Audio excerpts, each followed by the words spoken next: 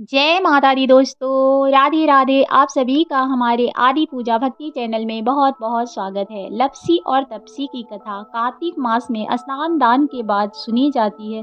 कहा जाता है कि इस कथा को सुने बिना आपका स्नान दान और व्रत अधूरा माना जाता है। तो आइए सुनते हैं लप्सी और तप्सी की पावन कथा।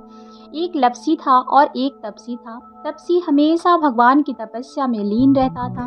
लप्सी रोजाना सवा सेर की लप्सी बनाकर भगवान को भोग लगाकर खुद ही जिम जाता था और ग्रहण कर लेता था। एक दिन दोनों लड़ने लगे। तप्सी बोला, मैं रोज भगवान की तपस्या करता हूँ, इसलिए मैं बड़ा हूँ। तप्सी बोला, मैं रोज भगवान को सेवा सेर लप्सी का भोग लगाता हूँ, इसलिए मैं बड़ा हूँ।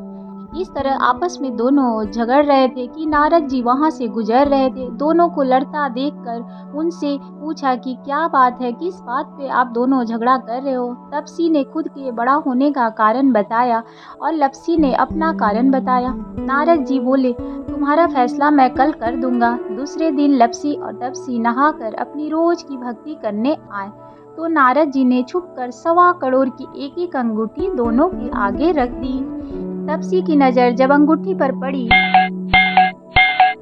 तो उसने चुपचाप अंगूठी उठाकर अपने नीचे दबा ली। लप्सी की नजर अंगूठी पर पड़ी, लेकिन उसने ध्यान नहीं दिया। भगवान को भोग लगाकर लप्सी खाने लगा। नारद जी सामने आए तो दोनों ने पूछा कि कौन सा बड़ा है। तो नारद जी ने तप्सी से खड़ा होने को कहा। वो खड़ा हुआ तो उसके नीचे दबी अंगूठी दिखाई पड़ी। नारद जी ने तप्सी से कहा, तपस्या करने के बाद भी तुम्हारी चोरी करने की आदत नहीं गई, इसलिए लप्सी बड़ा है और तुम्हें तुम्हारी तपस्या का कोई भी फल नहीं मिलेगा। तप्सी शर्मिंदा होकर माफी मांगने लगा।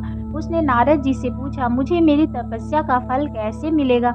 नारद जी ने कहा, यदि कोई गाय और कुत्ते की रोटी नहीं बनाएगा जो तो फल तुम्हें ही मिलेगा। यदि कोई ब्राह्मण को भोजन करवा कर दक्षिणा नहीं देगा तो फल तुझे ही मिलेगा।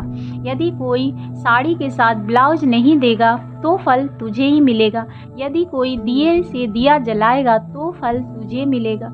यदि कोई सारी कहानी सुने लेकिन तुम्हारी कहानी नहीं सुने तो फल तुझे मिलेगा। उसी दिन से हर व्रत कथा कहानी के साथ लप्सी तप्सी की कहानी भी सुनी जाती है। नहीं तो इस व्रत कथा को बिना सुने आपका स्नान दान पूरा नहीं माना जाता है। इसलिए कार्तिक मास में लप्सी और तप्सी की कथा जरूर सुननी चाहिए, नहीं तो व्रत का पूर्ण फल आपको प्राप्त नहीं होगा। अगर आपको हमारी कहानी अच्छी लगी हो तो एक लाइक एंड सब्सक्राइब जरूर करिएगा। धन्यवाद। जय माता दी।